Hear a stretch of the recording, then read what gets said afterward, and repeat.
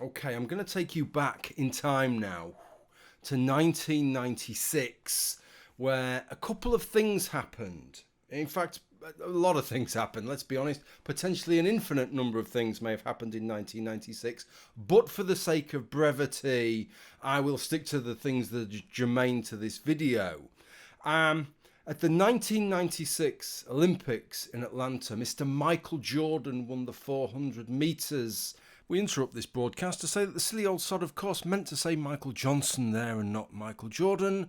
But don't worry, because it gets even worse later on in the video when he calls him Michael Jackson.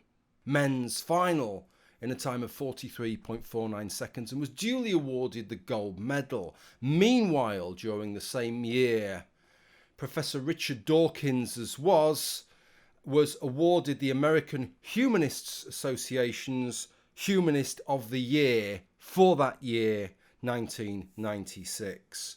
Come forward now to the present day, and I can tell you that as far as I am aware, the International Olympic Committee has made no murmurings whatsoever that they have any intention of stripping Michael Johnson of his gold medal that he attained that day, despite the fact that he is no longer capable of running the 400 metres in a time even close to 43.49 seconds. Never mind would he not be able to make the 100 metres final at the Olympics, it is doubtful he would be able to make the starting line for a local regional race.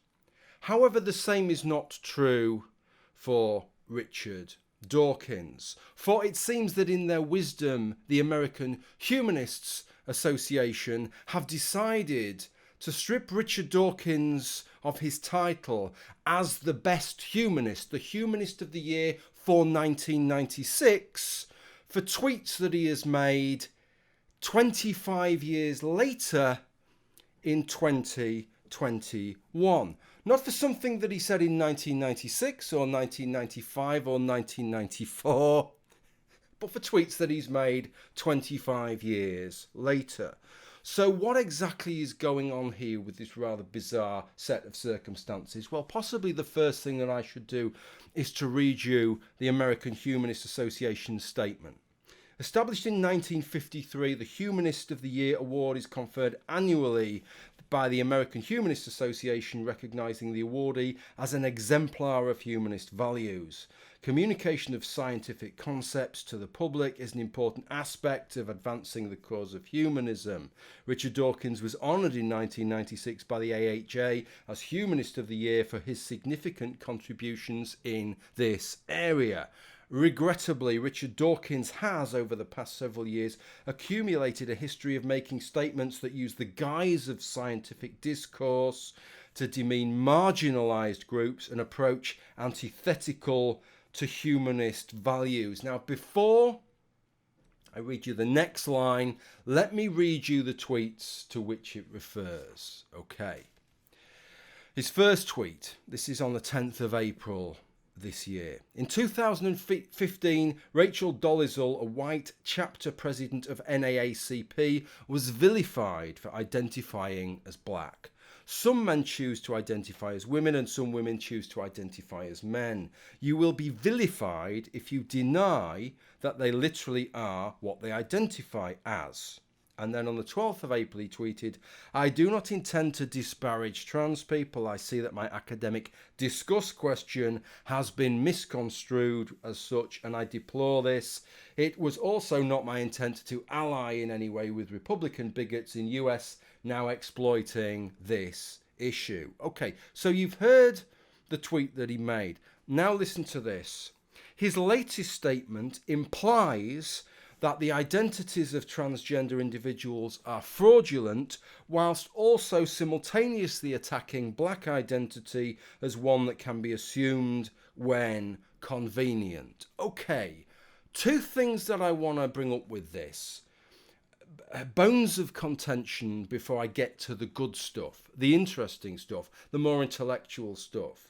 the first thing is that to talk about what that statement implies is wrong. What they can talk about is what they infer from that statement, but they cannot be certain what that statement actually implies unless they have some knowledge, some indication from Richard Dawkins what he intended to imply by that statement.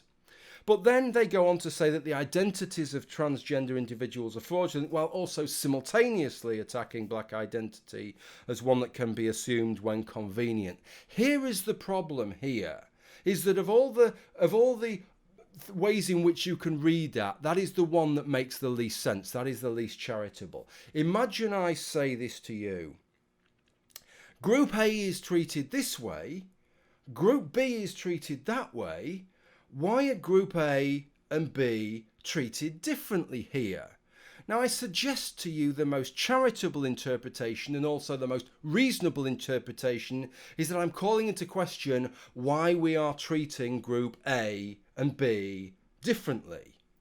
I suppose you could also suggest that I might be casting into doubt that I have some issues, if you like, with the way that we're treating Group A, or that I have some issues that we're treating with the way that we're treating Group B, but it's a real stretch to suggest that I'm casting aspersions both on the way that we're treating Group A and the way that we're treating Group B. But that is exactly the way, the really uncharitable way that they've dealt with this. Richard Dawkins had said, here's this thing A, the way we treat this. Here's this thing B, the way we treat this.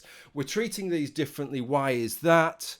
And what they're saying is, well, that shows that Richard Dawkins has problems with both of them. That's just a ridiculous... The only reason that you would draw that inference from that would be for political reasons, I think. But it's kind of interesting, this.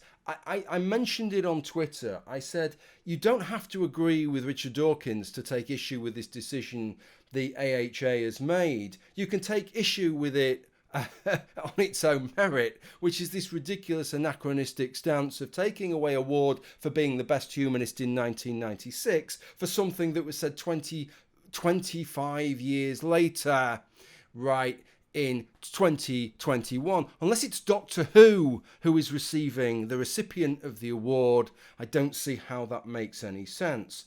But the interesting thing with this and the reaction that this tweet got, and the stance here from the AHA, is effectively that this is not a legitimate question to ask. This is not a legitimate scientific area of discourse.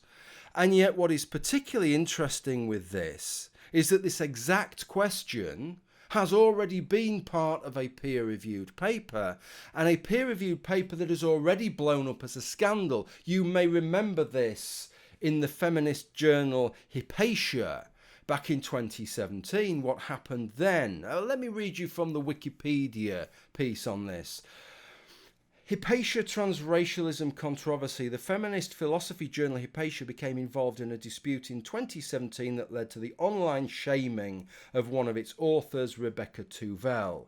The journal had published a peer-reviewed article by Tuvell in which she compared the situation of Caitlyn Jenner, a trans woman, to that of Rachel Dolezal, a white woman who identifies as black. So this has already happened before. It's already blown up, and a great number of people in the communities involved, the philosophical communities involved, actually sided with Rebecca Tuvell and said that she was bringing up legitimate points and they were legitimate areas of discourse. How were these legitimate areas of discourse in 2017 but not in 2021? But what is interesting is some of the points that Rebecca Tuvell made and some of the criticisms, some of the objections that were made. So let me read on just to remind you of some of those.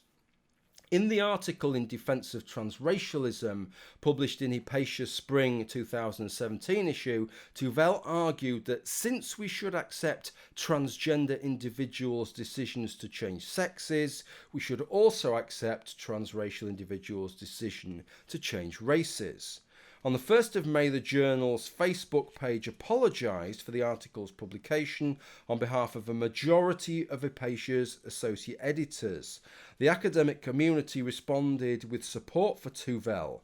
The affair exposed fault lines within philosophy about peer review, analytic versus continental philosophy, diversity within the profession, who is deemed qualified to write about people's lived experiences, the pressures of social media, and how to preserve the free expression of ideas. So far, so good. So this is something which is open to debate, clearly by dint of the fact that there are people within the field who are saying that this is open to debate. These are some of the arguments that Rebecca Tuvell made, just to help scope this out, by the way. And part of the reason I'm bringing this up is that this is something that I discussed at the time, not as a sort of grounds for transphobia, but just to suggest, as Rebecca Tuvell does here, that actually, if you take on board some of the arguments for transgenderism, as I do, and as a great number of people do, that those same arguments can be ported into other fields, such as the Dutch guy who made the case about being trans age, when you consider the idea that your chronological age might not map onto your biological age, or the way that you feel, how old you feel you are, or in this case, the idea that race is a social construct and that we can decide how we're going to apply that in society in the same way that gender is. This is what Tuvell had to say. Listen carefully. I think a lot of this makes some sense. Maybe you don't agree with it, maybe I don't. But they're interesting arguments. There's definitely something to consider here, not just something that should be cast aside out of hand and said, that is something that you shouldn't even be able to discuss. Tuvell suggests that generally we treat people wrongly when we block them from assuming the personal identity they wish to assume.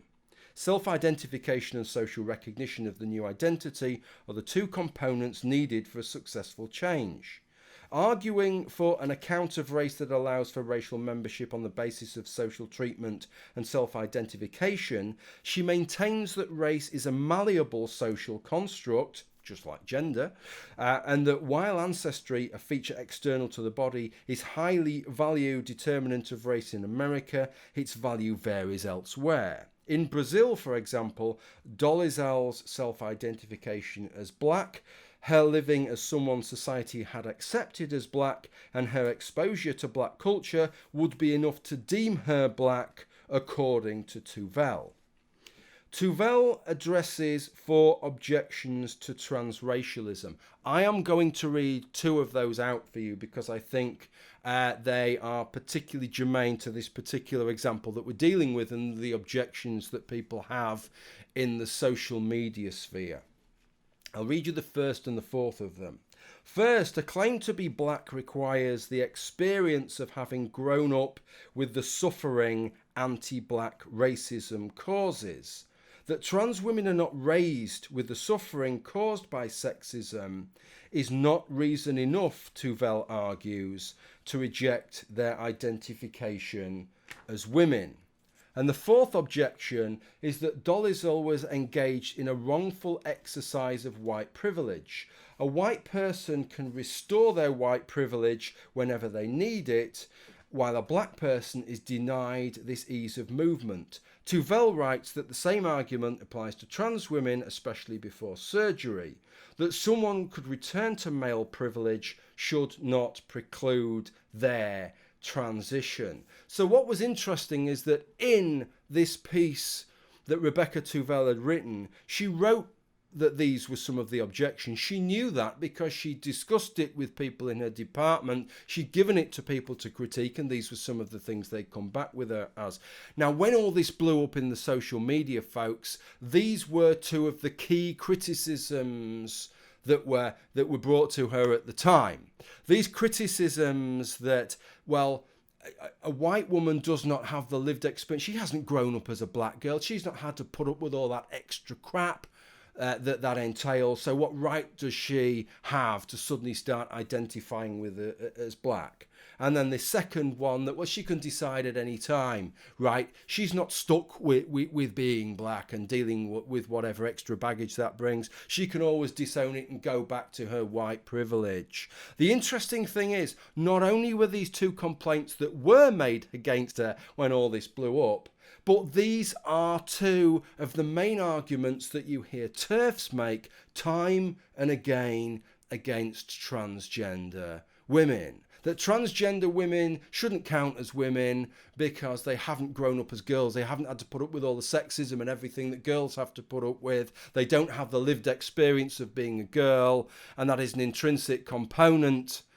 of being a woman, and that how dare you just sort of waltz in sort of in your later years and declare that you're a woman. That's one of them. And then this other one that you can, well, if you don't have to stick with being a woman. You can always go back to being a man if the going gets too tough. And it is absolutely true. I challenge anybody to disagree with this, that these particular arguments, when they're made, they are dismissed out of hand. Right. It's like, who are you to say that you have to have grown up as a girl to be a woman? Who are you to say that you know, just because somebody has had male privilege and could go back to it, that means that they're not a woman? If they feel that they're a woman, if they regard themselves as a woman, then that is legitimate. And these arguments have made very, very vociferously. And I would suggest to you that some of the people that were criticising Rebecca Tuvell and saw these arguments as philosophical defeaters, as killing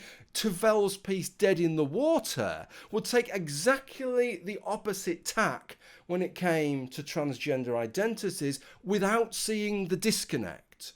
Right.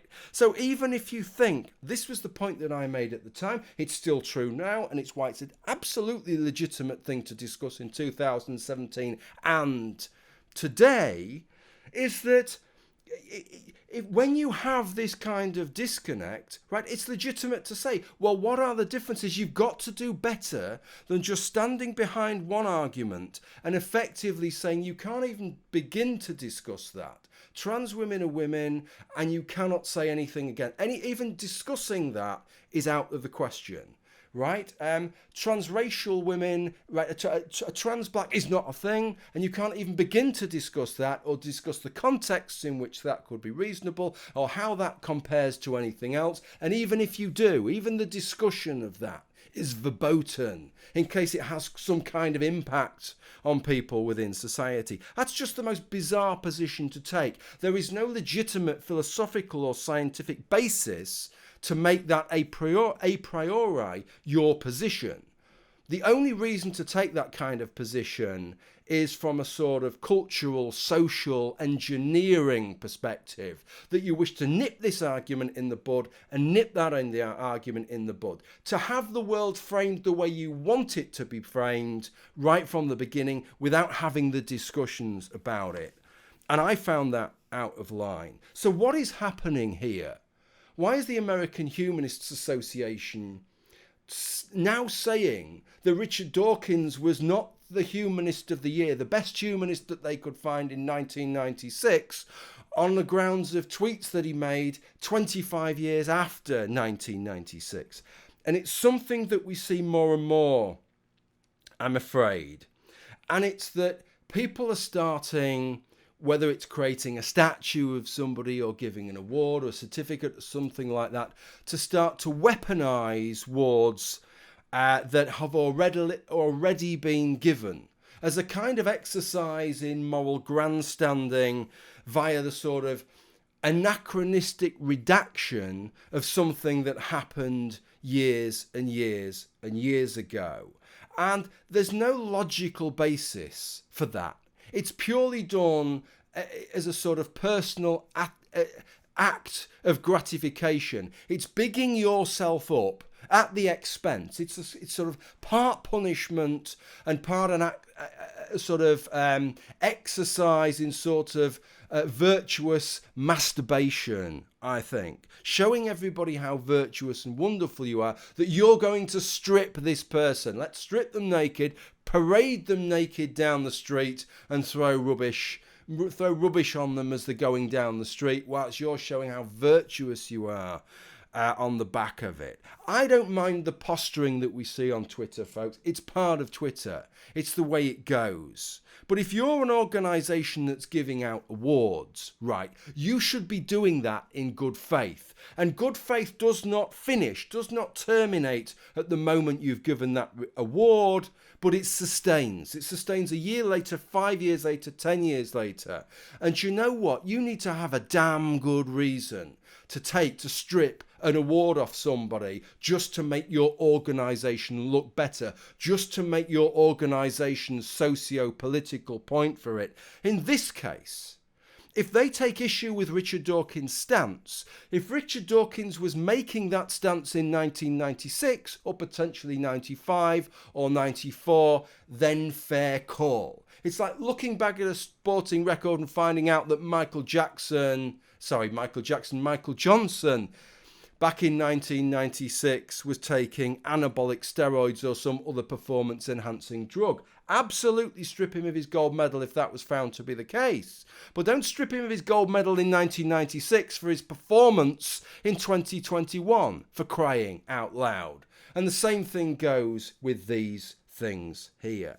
Okay, that's what I have to say about that. If these things can't be discussed, then really it's just getting a bit beyond the pale, I think. But regardless of what you think about Richard Dawkins, regardless of what you think about his tweets, regardless of whether you do believe, actually, there are some subjects that we really shouldn't discuss, even if there were legitimate philosophical reasons, even if they might be true. We've just got to pretend they're not, okay? That's what we've got to do for the sake of the people. Even if that is what you believe, it is still a madness. It's still an anachronistic contrivance beyond all anachronistic contrivances to conspire to create a situation where you strip somebody of an award in 1996. You were the best in 1996, folks. No, you weren't, because you said something bad 25 years later. That's an absurdity. Okay, that's all I've got to say on that. I hope you've enjoyed this video. Interested to know your thoughts down in the notes.